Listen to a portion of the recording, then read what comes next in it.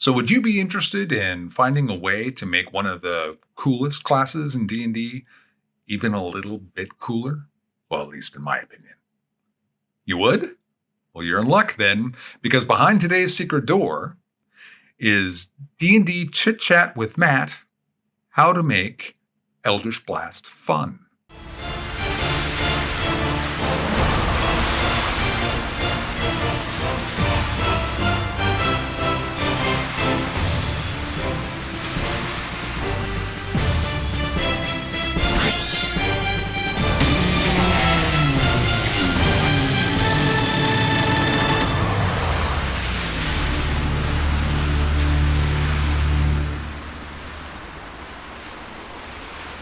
So behind today's secret door, D&D Chit Chat with Matt, how to make Eldritch Blast fun. This is Secret Door, a channel devoted to in-depth discussion about Dungeons and Dragons, and my name is Matt Morich. Okay, so this is as all the Chit Chat with Matt videos will be, this one will be short. This one will be, I think, particularly short because there's not a whole lot to discuss. This one comes from the first Chit Chat with Matt. A viewer had made the comment that Eldritch Blast, if I'm remembering it right, the comment, or at least this is how I took the comment, that it was kind of dull. Now, this struck me immediately because I've heard this quite a bit. And I think it kind of this problem falls under several different umbrellas. One of which is, it seems kind of dull. Well, you're just casting Eldritch Blast every round. And not all Warlocks cast Eldritch Blast all the time. Of course, Pack of the Blade probably don't do it very often. But most Warlocks, they're going to cast Eldritch Blast. And you're going to do it probably 80% of the rounds you play in your career. I mean, after 10th level or 11th level, maybe it goes down. You're going to be casting more after 11th level. But how often are you going to see 11th level? So a lot of your career, you're going to be casting the spell, and it may just feel dull. And so the argument often goes when people talk about this, and there's another side of this, that other players at the table can gang up on the Warlock, or just maybe one player picks them. Is that all you do is cast Eldritch Blast? It's like, do you know anything about Warlocks? But what's interesting to me about this problem with Eldritch Blast is that it's really no different than a martial character attacking with their weapon.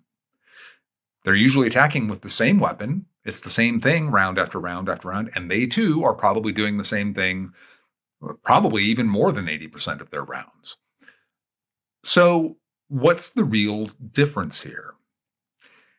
To me, I think that it gets down to visualization and or description. Sometimes groups are really into having the player describe their action.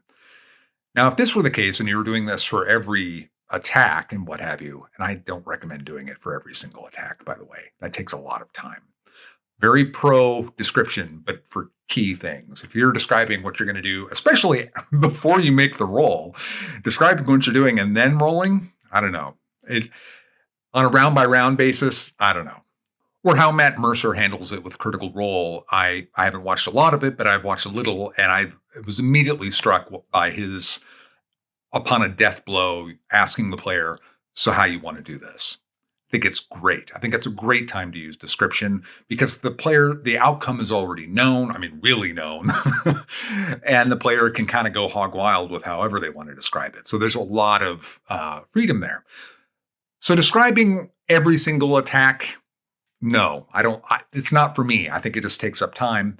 But for big hits, criticals and death blows, obviously, I think are definitely worth any character describing their action.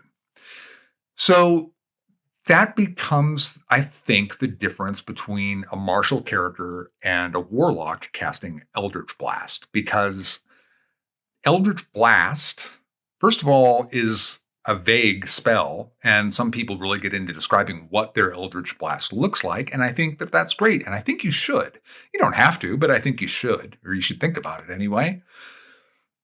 But describing your Eldritch Blast, I mean, what are you going to describe? The ray goes out and hits the guy?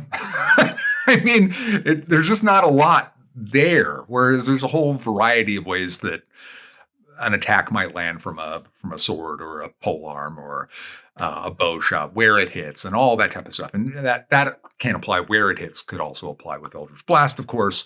But to me, the descriptive effect, it's kind of restraining to me. So that got my mind to thinking that maybe the way we solve this problem is attacking the problem of description, as I see it anyway. Now, my solution here may not be for you, and you may not even have this as a problem. You may just be going, what's this guy talking about? But if you are following me so far, or if you do think that this is a problem, let me offer a solution to what I think could make Eldritch Blast a lot more fun and a lot more cool to play. All right. This is not a rule change in any way, shape, or form. It's a flavor change. Eldritch Blast, I would handle it, and I think I will handle this way for any Warlock I play. Eldritch Blast would be synonymous with the Green Lantern power ring. So the Green Lantern power ring, if you're not familiar with Green Lantern, very briefly, the ring is this super powerful piece of alien technology that allows the wielder, the wearer of the ring, anything that their mind can conceive of, the ring will manifest that with this green energy from the ring. This then makes what they call constructs. So if Green Lantern were attacking, let's say, and he wanted to make a big baseball bat, he'd hit you with the big baseball bat. That's the kind of thing I'm talking about. So now Green Lantern can also attack with just a beam of energy and hitting somebody. So you could still be doing that. You're just firing a beam.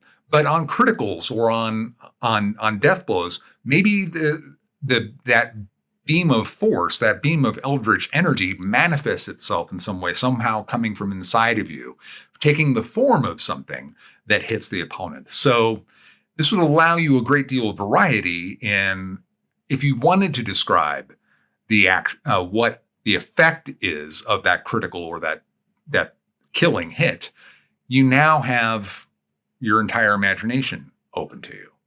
Now, there are problems with this, of course, because you may end up wanting to try and exploit it, using it like a Green Lantern power ring, which if no DM is going to allow that. If you just simply use it for descriptive purposes, I can't imagine any DM is going to have any problem with that at all.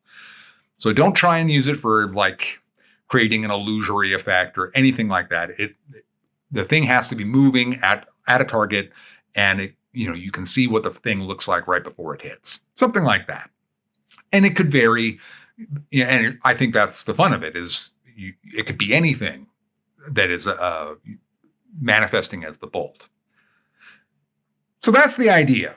I think I will have a lot more fun casting Eldritch Blast that way, because I can have some pre-noted ones. I think I wouldn't want to always have to come up with something right on the fly. I think I'd write down a few pre-noted ones.